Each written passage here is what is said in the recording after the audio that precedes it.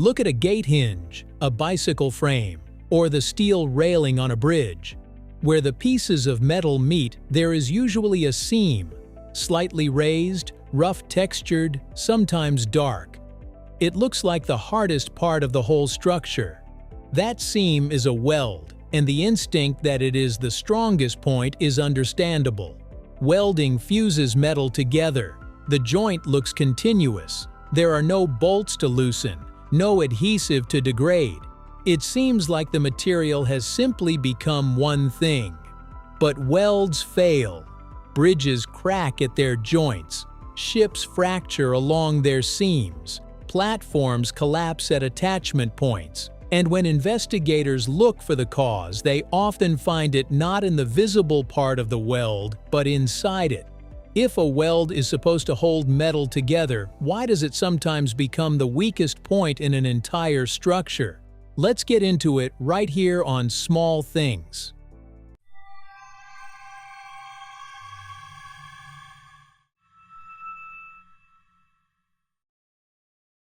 What welding actually does to metal. Most people picture welding as sticking metal together. Heat melts the joint, and when it cools, the two pieces are connected. What this leaves out is what the heat does to the surrounding metal.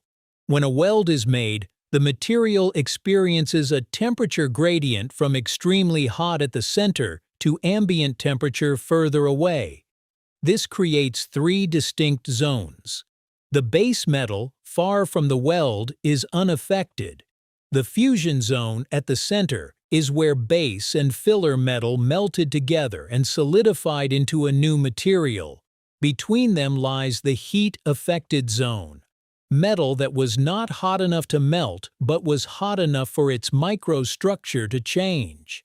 The heat-affected zone is where material properties become hardest to predict. It is where many weld failures begin. The disaster that changed how engineers think about welds. On the evening of March 27, 1980, a semi-submersible floating platform called the Alexander Kielland was operating in the Norwegian sector of the North Sea, 300 kilometers southwest of Stavanger. It was serving as accommodation for workers on the nearby Ekofisk oil field. Within minutes that evening, it would become the site of the worst industrial disaster in Norwegian history.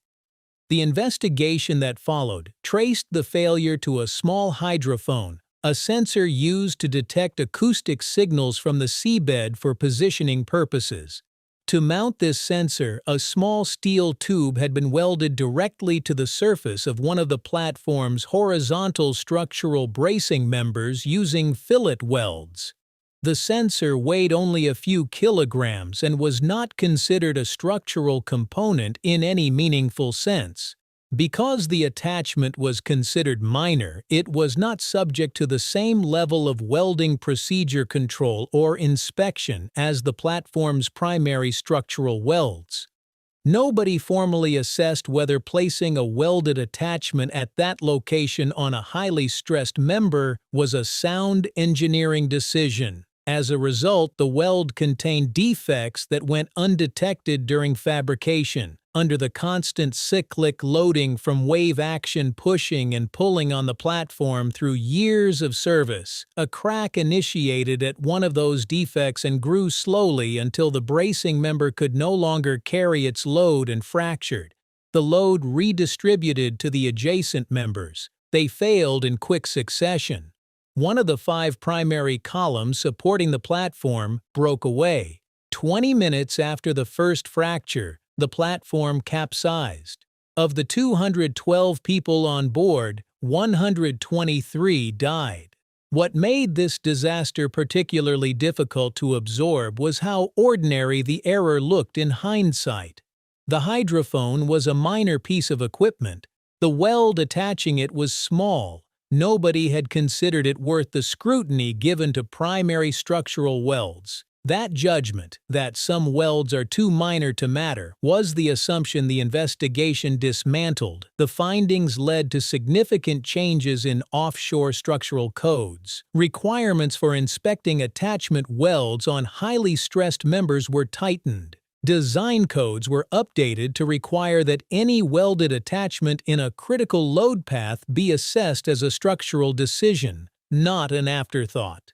And the concept of structural redundancy, ensuring that no single failure can cause total collapse, became a formal requirement rather than a design preference. What hides inside a weld? A weld can look smooth, even, and complete on its surface and still contain serious internal damage.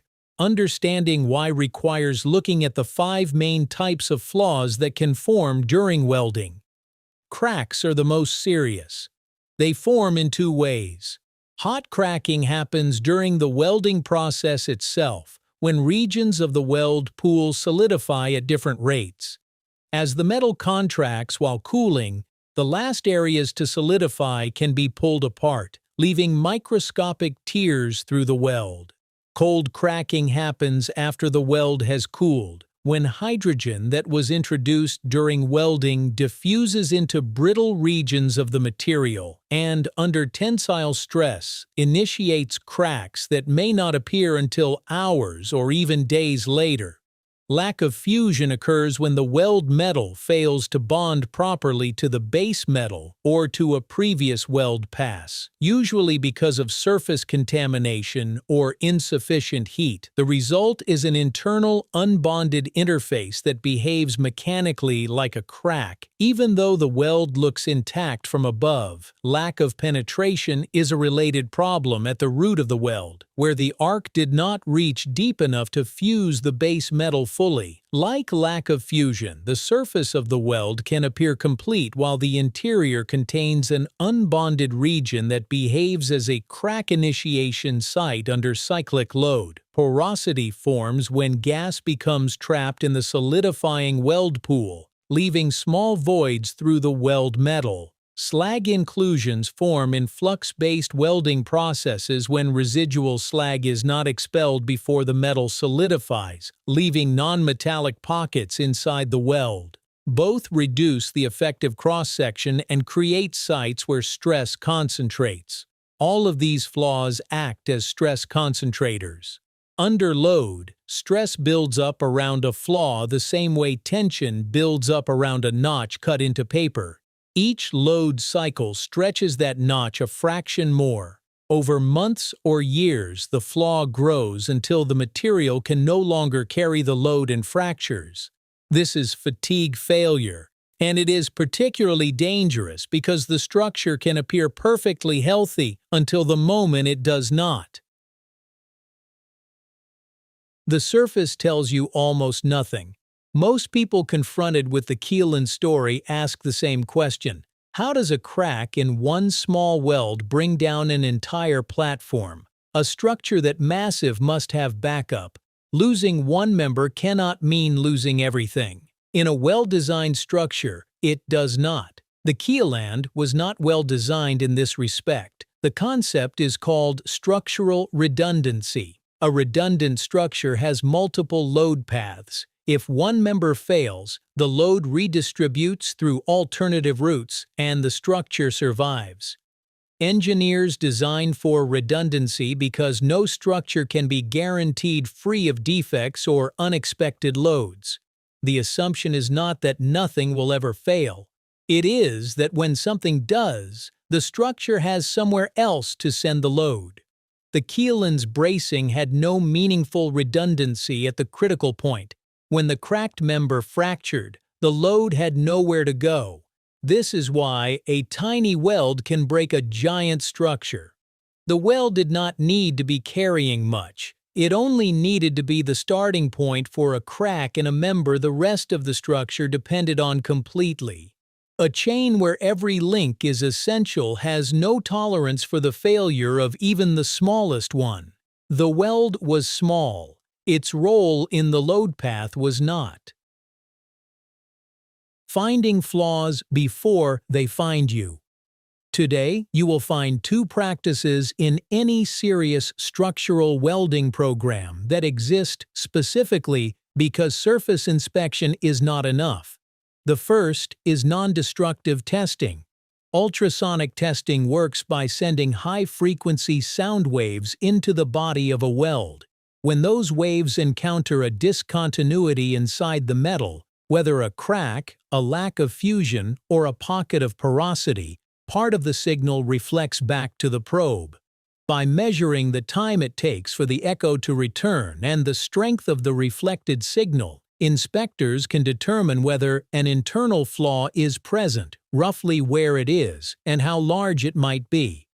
The inspector is listening to the inside of the weld without cutting it open.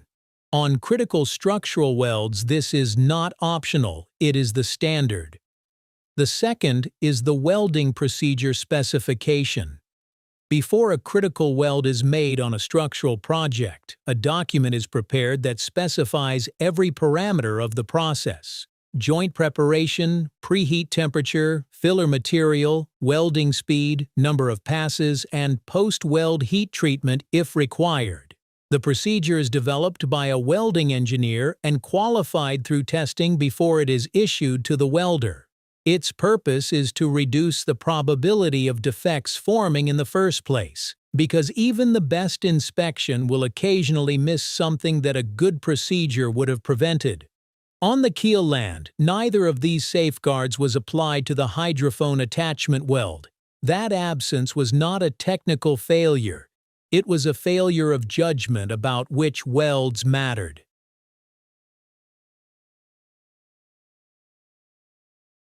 A decision, a process, and a responsibility. So how can something as small as a weld become the starting point for a failure in a massive steel structure? Think about that gate hinge again, the rough seam that looks like the strongest part. A weld is not just a line of melted metal. It is a place where heat, stress, material changes, and hidden flaws all meet. When it is designed, made, or inspected poorly, a tiny weld becomes the doorway for a crack to enter a giant structure. Welding is one of the most powerful tools in engineering, but a weld is never just a line. It is a decision, a process, and a responsibility that does not end when the arc goes out. Sometimes the strongest-looking joint is dangerous, not because it looks weak, but because the weakness is hidden inside. If this changed the way you think about the next welded joint you see, let us know in the comments what you want us to explore next. We might make it our next episode. Thanks for watching. History often hides in the smallest details.